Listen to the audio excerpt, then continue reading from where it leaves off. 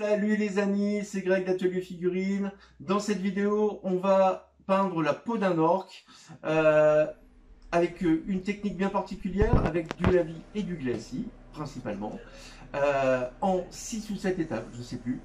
Vous verrez la vidéo, hein, vous me direz. Allez, on se retrouve après ça.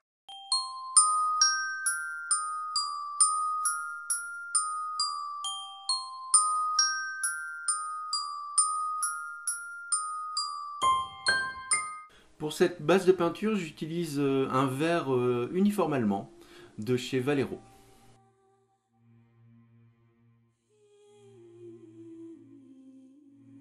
Alors il faut appliquer la peinture, mais pas uniformément. Tu vois bien que c'est une base noire. Il faut laisser toutes les zones d'ombre en noir pour pouvoir par la suite faire le contraste.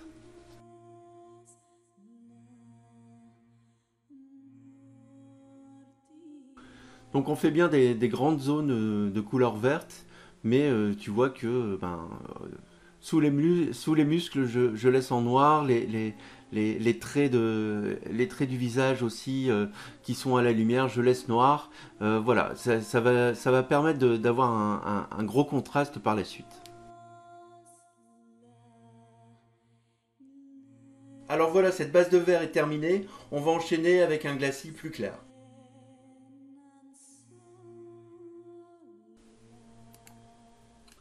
Pour cette seconde partie, je vais mélanger du verre uniforme allemand avec du verre olive.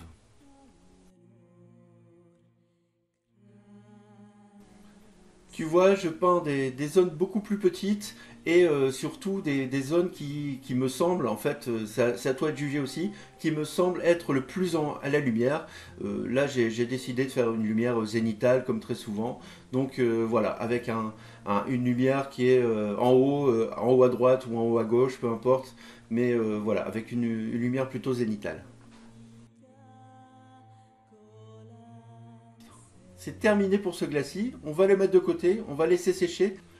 Car l'étape suivante, c'est un lavis avec une peinture très diluée. Donc vaut mieux avoir une peinture très sèche avant de l'appliquer. Sinon, on va mélanger toutes les teintes et c'est pas vrai, et c'est pas du tout le but.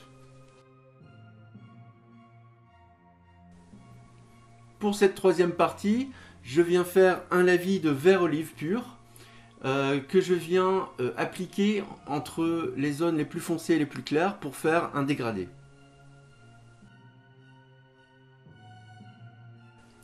Alors fais attention de ne pas en mettre partout, fais bien les zones entre les plus foncées et les plus claires pour vraiment faire ce dégradé uniquement. Si tu débordes un peu, c'est pas très grave. C'est terminé pour le lavis. Même chose, on vient laisser sécher un bon moment, un bon quart d'heure au moins. Quatrièmement, je viens poser un glacis de verre olive pur sur les parties les plus à la lumière.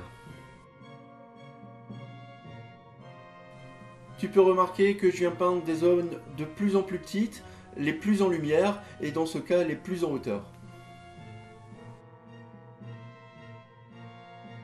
On va encore une fois laisser sécher un bon quart d'heure parce que la suite des opérations, c'est encore un lavis. En cinquième partie, je viens faire un lavis de rouge amarante. C'est une sorte de rouge orangé que je viens appliquer pour renforcer le contraste.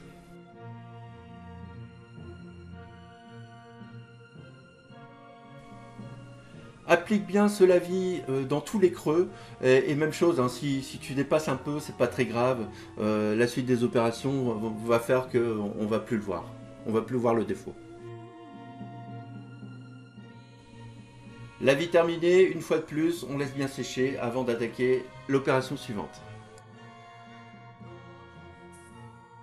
Je viens repasser avec du vert olive sur les zones qui ont été atténuées avec le rouge amarante pour redonner l'éclat du vert. Alors tu vas me dire qu'on fait deux fois la même chose, mais en fait c'est un mal nécessaire pour avoir un bon contraste, un bon dégradé. Et comme je travaille en glacis et en lavis, j'ai pas vraiment de surcouche, d'empattement de la peinture. Tout est en peint vraiment très lisse.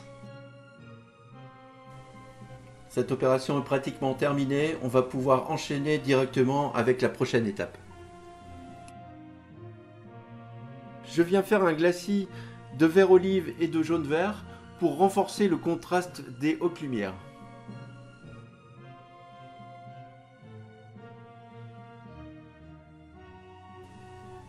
Applique cette peinture sur des surfaces de plus en plus petites et tu vois que ta peinture doit rester pas liquide mais très lisse à l'application en fait.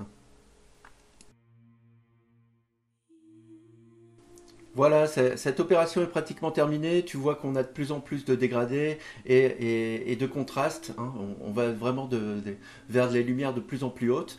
Et on va renforcer cette haute lumière avec d'autres couches. Avant-dernière couche avec du jaune-vert pur pour renforcer encore plus le contraste de lumière. Là vraiment tu peins vraiment les zones les plus en lumière par petites touches et surtout ne va pas empiéter sur les autres couches. Reste dans les plus hautes lumières. Regarde, on a un énorme contraste tout en dégradé. Là maintenant ce qu'on va faire c'est qu'on va accentuer la description des formes. Je viens finir avec des petites touches de blanc qui vont donner la lumière extrême et en plus ça va accentuer le contraste et définir les formes de cette petite figurine qui sur une table de jeu passe un peu inaperçue et en faisant justement cette description par des traits blancs un peu partout, on la verra d'autant mieux sur la table. Ne surcharge pas trop, n'en fais pas trop, mais fais ce qu'il faut pour qu'on voit bien cette figurine sur une table de jeu.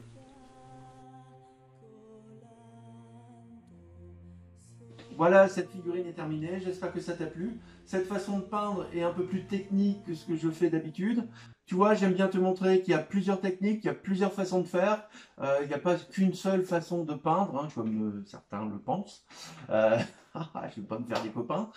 Alors n'hésite pas à t'abonner, c'est juste là, c'est écrit cliquer ici, et bien tu cliques ici, c'est pas compliqué. Tu peux aller aussi sur mon blog atelierfigurine.com où j'écris des articles sur différents sujets.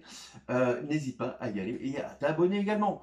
Allez, on se retrouve pour de nouvelles aventures et n'oubliez pas de peindre régulièrement et soyez heureux et la vie est belle.